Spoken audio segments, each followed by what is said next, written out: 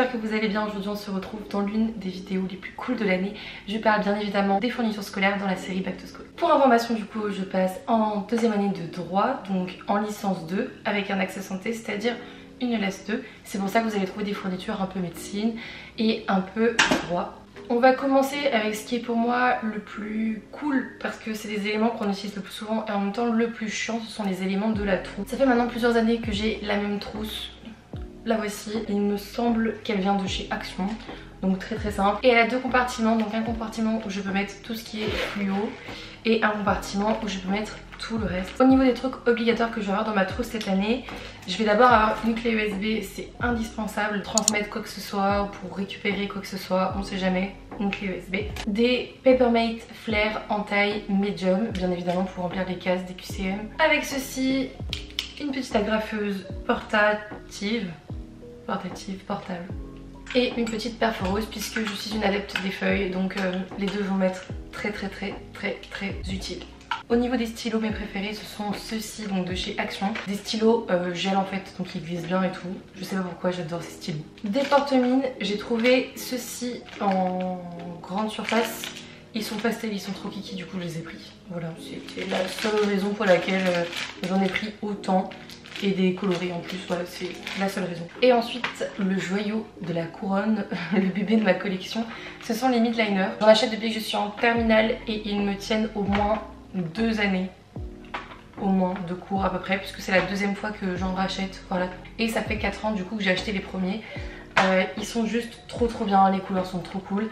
Et si vous ne connaissez pas le concept, ce sont donc des sortes de fluo ou pas. Ils vont avoir une mine pointue et une mine pour surligner tout simplement. Au niveau des choses qui ne sont pas forcément dans ma trousse mais qui ne sont jamais très loin sur mon bureau, t'as les post-it, des gros blocs comme ça de couleurs et je vais en avoir des plus petits. Donc là pour le coup ce sont des réutilisables, ça fait des années que je les ai et toujours au top. Ils sont plastifiés en fait et je vais avoir ceux-ci qui sont aussi plastifiés et donc réutilisables.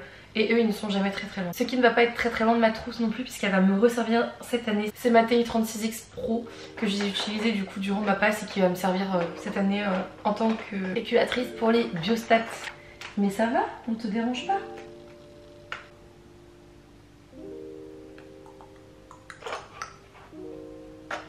Est-ce que je peux remettre ma calculatrice? Oui? Merci monsieur. Et donc voilà, on en a fini avec les basiques un peu de la trousse et des fournitures de bureau qui peuvent être dans la trousse ou pas, enfin vous avez compris. Au niveau de l'organisation qui va être super importante également cette année étant donné que je vais jongler entre deux matières, c'est vrai que je suis team ordi et en même temps je suis énormément team papier. Je suis team ordi pour prendre en note mes cours et je suis team papier pour réviser. Donc chacun son. J'ai toujours le système de l'ardoise aussi que je ne vous montrerai pas dans cette vidéo. L'ardoise Velleda mais j'utilise beaucoup moins qu'avant. Je préfère gaspiller du papier en fait. Avoir une trace en fait écrite maintenant de ce que j'ai fait pour pouvoir relire etc. J'ai un carnet, je vous mets la vidéo d'ailleurs. Normalement il est dedans. La vidéo de mes fournitures d'il y a 2 ou 3 ans, je sais pas, de mes fournitures scolaires où dedans j'ai mon carnet d'erreurs qui m'a servi durant toute ma passe et qui va me servir encore cette année. Donc c'est juste un carnet à spirale simple dans lequel je notais mes erreurs. Voici mon agenda pour cette année, c'est un semainier qui est très simple. Tout simplement parce que je n'ai pas toujours l'utilité de l'avoir. Je l'ai quand même toujours sur moi parce que ça me rassure quand j'ai pas mon ordi par exemple. Mais sinon en général en fait j'ai un planning qui est fait sur Excel sur mon ordi. Et du coup le reste, quand du coup je vais pas avoir mon ordi, je vais l'avoir aussi là. Et donc du coup je note également toutes les informations dans le semainier. Comme ça les jours où je n'ai pas mon ordi ou les jours où je n'ai pas mon semainier, en général j'ai soit l'un soit l'autre. Et ben tout est répertorié aussi là-dedans. Du coup à côté de ça comme d'habitude j'ai des feuilles Bristol puisque même si c'est des feuilles que je n'utilise pas tout le temps puisque je ne fais pas tout le temps des fiches, il y a certaines matières où je veux en faire et ça je le sais, en biostatistique, en biophysique, j'en fais et puis même en fait en droit finalement il y a des fois où quand c'est du par cœur et bien j'en fais tout simplement. À côté j'ai toujours un petit calepin aussi pour prendre des notes au cas où mon ordi me lâche puisque ça m'est déjà arrivé d'avoir 8 heures de cours dans la journée et d'avoir l'ordi qui dit bah stop. Sachant qu'il y a des amphis où il va y avoir des prises tous les deux sièges.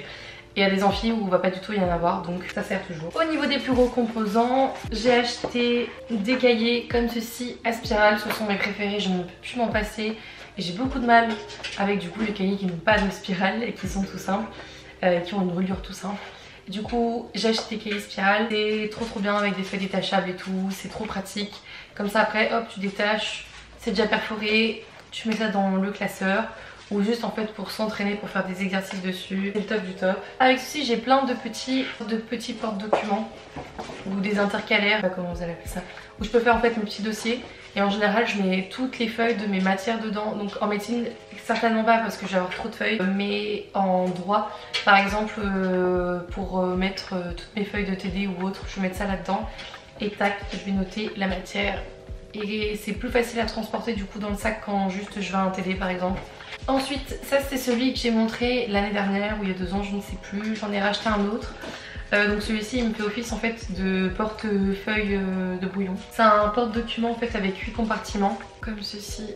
Voilà, et c'est trop bien, voilà, c'est trop pratique. C'est un peu comme ça du coup, mais quand j'ai plus de matière, ben je mets tout là-dedans. Et c'est moins, enfin c'est encore plus pratique qu'un trieur je trouve. Avant je n'utilisais pas, maintenant je n'utiliserai plus sans intercalaire. Voilà, du coup j'en ai racheté plein parce que c'est super pratique. Finalement avant je faisais un classeur par matière parce que en médecine du coup ça remplissait largement un classeur, une seule matière. Aujourd'hui ce n'est plus le cas, enfin en droit en tout cas clairement pas. Du coup des intercalaires pour un classeur ça suffit. Vu qu'on n'a pas assez de cahiers, un autre feuille simple et 2 feuilles doubles parce que les feuilles doubles aussi j'adore ça, donc voilà. Enfin de copies simples et de copies doubles. Avec ceci des classeurs bien évidemment, des gros comme ceci, je n'ai aucune idée de comment ça s'appelle, mais c'est les plus pratiques, c'est les plus gros aussi, c'est ceux qui m'ont le plus servi et qui sont le plus efficaces. Sachant qu'ils ont aussi la petite ceci là pour pouvoir bloquer les feuilles, ce qui est trop. Ensuite évidemment pièce maîtresse, mon ordinateur. J'ai eu un problème avec l'autre que j'avais du coup en début de passe. En milieu de passe, donc en janvier 2021. Et depuis du coup j'ai celui-ci qui tient la route et qui est très bien. Je ne saurais plus vous donner la référence de cet Asus. C'est le VivoBook 17, voilà. C'est le VivoBook 17. C'est pas le plus pratique pour aller en cours parce que déjà il faut trouver un sac qui accepte cette taille-ci d'ordinateur. Et c'est pas évident du tout. Après moi j'aime bien parce que du coup ça me permet de faire plein de choses sur un même écran. D'ouvrir plein de pages et de les découper en fait finalement, de faire une page à gauche, une page à droite, voire 3 pages en fait sur le même écran. Mine de rien en fait c'est super pratique de pouvoir faire ça. Donc ce n'est pas le plus pratique à déplacer, mais c'est plus pratique sur place quand on a besoin de réviser. Pour les moments où vous avez besoin de regarder Netflix dessus, c'est très pratique également. On a fini avec tout ce qui est fourniture en elle-même, du coup qui peuvent être applicables à tout type de licence, tout type de personnes qui rentrent à la fac. À présent je vais vous parler du coup des fournitures que moi je vais utiliser personnellement du coup dans mes différents parcours. Tout d'abord pour du coup la partie licence 2 de droit, puisque c'est la majeure partie de mon année. J'ai ce manuel que j'ai maintenant depuis l'année dernière, c'est Objectif droit méthodo. C'est du droit de Frédéric Jérôme Pensier. C'est la 8ème édition et c'est édité du coup par LexisNexis. Et franchement ce manuel est juste au top. Pour comprendre ce que c'est un commentaire d'arrêt, un cas pratique, etc. ça m'a été extrêmement utile. Et évidemment ça va l'être, ça va continuer à l'être puisque dedans on peut trouver aussi des exercices sur la dissertation juridique, sur la note de synthèse, enfin c'est pas juste de la méthodo pour la première année, c'est de la méthodo en fait de la L1 à la M1, la note de synthèse, l'examen oral, les commentaires d'articles, tout ça, ce manuel est vraiment top. Et pour information du coup il coûte 15 €. Ensuite mon code civil, donc celui-là c'est un LexisNexis. Sincèrement entre les Dalloz et les LexisNexis, j'ai acheté un Dalloz. En 2021-2022 j'ai pris un Dalloz et 2022-2023 du coup j'ai pris un LexisNexis. Sincèrement pour l'instant j'ai pas vraiment de préférence, mais je pense qu'avec le LexisNexis personnellement je m'y retrouve mieux.